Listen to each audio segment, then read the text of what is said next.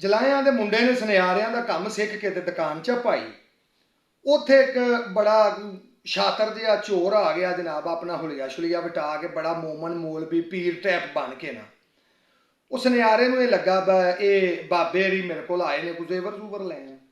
ਉਹਨੇ ਪਾਣੀ ਸ਼ਾਣੀ ਪਿਆਇਆ, ਬਹਾਇਆ ਉੱਥੇ, ਬਹਾ ਕੇ ਉਸ ਆਖਿਆ ਹਾਂਜੀ ਦੱਸੋ ਕੀ ਤੁਹਾਨੂੰ ਵਹਾਈਏ, ਕੋਈ ਛਾਪ ਛੱਲਾ, ਕੋਈ ਚੂੜੀ, ਕੋਈ ਕਾਂਟਾ, ਕੀ ਲੈਣਾ।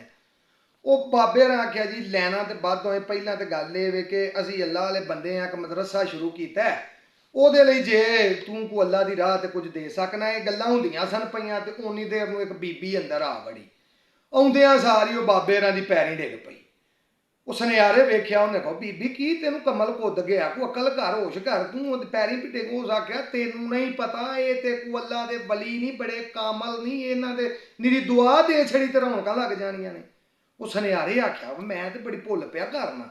ਉਹ ਕਾਲ ਦੇ ਨਾਲ ਜਾ ਕੇ ਬਾਬੇ ਰਾਂ ਦੀ ਪੈਰੀ ਪੈ ਗਿਆ, ਹੱਥ ਜੋੜੇ। ਉਸ ਆਖਿਆ ਬਾਬਾ ਜੀ ਮੈਨੂੰ ਵੀ ਕੋਈ ਦੁਆ ਦਿਓ ਜਾ। ਬਾਬੇ ਰਾਂ ਜੇਬ ਚੋਂ ਰੁਮਾਲ ਕੱਢਿਆ, ਉਹਨਾਂ ਆਖਿਆ ਲੈ ਰੁਮਾਲ ਹੀ, 7 ਦਿਨ ਤੂੰ ਮੂੰਹ ਤੇ ਫੇਰੇਗਾ ਨਾ ਤੇ ਇੰਜ ਰੌਣਕਾਂ ਲੱਗਣਗੀਆਂ, ਤੇਰੇ ਕੋਲੋਂ ਦੌਲਤ ਨਾ ਸਾਂਭੀ ਜਾਏਗੀ। ਉਹਨੇ ਕਾਲ ਦੇ ਨਾਲ ਫੜ ਕੇ ਰੁਮਾਲ ਜਨਾਬ ਮੂੰਹ ਦੇ ਉੱਤੇ ਫੇਰਿਆ, ਰੁਮਾਲ 'ਚ ਕੋਈ ਦਵਾਈ ਲੱਗੀ ਸੀ, ਉਹ ਬੇਹੋਸ਼ ਹੋ ਕੇ ਡਿੱਗ ਪਿਆ। ਉਹ ਬਾਬਾ ਤੇ ਬੀਬੀ ਦੋਵੇਂ ਰਲੇ ਸਨ, ਉਹਨਾਂ ਸਾਰੀ ਦੁਕਾਨ ਲਵੇਟੀ ਲੈ ਕੇ ਤੇ ਅੱਲਾ ਦੀ ਸਪੁਰਦ ਹੋਏ। ਕੁ ਸਾਲ ਖੰਡ ਲੰਘ ਗਿਆ, ਉਹਨੂੰ ਉਹ ਗੱਲ ਛਲ ਭੁੱਲ ਗਈ। ਉਹ ਸਾਲ ਡੇਢ ਬਾਅਦ ਜਨਾਬ ਪੁਲਿਸ ਵਾਲੇ 2 ਵਰਦੀਆਂ ਸ਼ਰਦੀਆਂ ਪਾਈਆਂ ਤੇ ਉਹਨੂੰ ਘੜੀਆਂ ਲਾਈਆਂ, ਲਿਆ ਕੇ ਉਹ ਸੁਨਿਆਰੇ ਦੀ ਦੁਕਾਨ ਵਿੱਚ ਵੜੇ।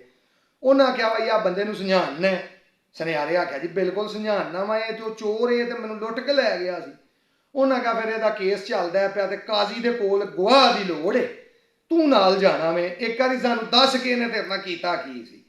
ਉਹਦਾ ਆਖਿਆ ਜੀ ਕਰਨਾ ਕੀ ਸੀ, ਇਹ ਮੈਨੂੰ ਲੁੱਟ ਕੇ ਲੈ ਗਿਆ ਵੇ। ਉਹਨਾਂ ਚੋਰ ਨੂੰ ਆਖਿਆ ਤੂੰ ਕਿਵੇਂ ਲੁੱਟਿਆ ਸੀ। ਉਹਨੇ ਨਾ ਕਿਉਂ ਆਖਿਆ ਜੀ ਆ ਮੈਂ ਰੁਮਾਲ ਕੱਢ ਕੇ ਦਿੱਤਾ ਸੀ, ਉਹਦੇ ਨਾਲ ਬੇਹੋਸ਼ ਹੋ ਗਿਆ ਸੀ। ਉਹ ਪੁਲਿਸ ਵਾਲੇ ਆਖਿਆ ਕਿ ਸਾਨੂੰ ਕਰਕੇ ਵਿਖਾ ਵਾ ਕੀ ਕੀਤਾ ਸੀ ਅੱਗੋਂ ਰੁਮਾਲ ਲੈ ਕੇ। ਉਸ ਆਖਿਆ ਜੀ ਇਹ ਮੈਂ ਰੁਮਾਲ ਫੜ ਕੇ ਇੰਜ ਸੁੰਘਿਆ, ਉਹ ਸੁੰਘਣ ਦੇ ਨਾਲ ਉਹ ਜਨਾਬ ਉਹ ਫੇਰ ਡਿੱਗ ਪਿਆ।